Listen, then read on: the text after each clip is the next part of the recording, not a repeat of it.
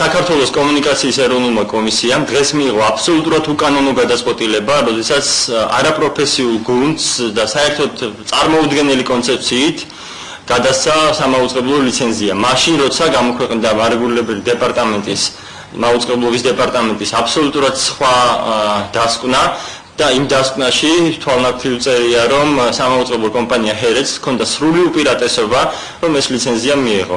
კომისიის ორმა წევრმა, სოფიო ბრიტანჩუკმა და ირაკლი მოსაშვილმა ხმა მისცეს Energy Groups, ფინანსთა ყოფილი მინისტრის დავით კახაბაინდურაშვილის კომპანიას. ეს კომპანია მოგეხსენებათ ასევე ახორციელებს TV3-ის მაუწყებლობას. თუმცა მინდა ვთქვა, რომ იმ კონცეფციის თანახმად, რომელიც არ აკმაყოფილებდა კონკურსის პირობებს,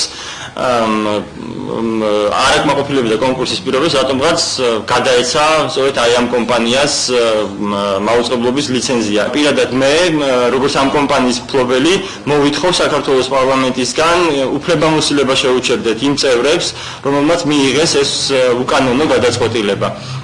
ჩვენ ამ გადაწყვეტილებას გავასაჩივრებთ, რასაკვირველია, სასამართლო გზით, იმიტომ რომ ჩვენ ვართ განმორჩილი კომპანია, ჩვენი კონცეფცია აკმაყოფილებდა ყველა მოთხოვნებს და ეს წერია კომისიის დასკვნაშიც და შესაბამისად ვიბრძოლებთ ყველანაირი გზით, რომ ჩვენ დაგვიბრუნდეს ის ლიცენზია, რომლისთვისაც ჩვენი კომპანია 7 წლის განმავლობაში ცდილობდა იბრძოდა და შემოსვლას ცდილობდა თბილისის ბაზარზე.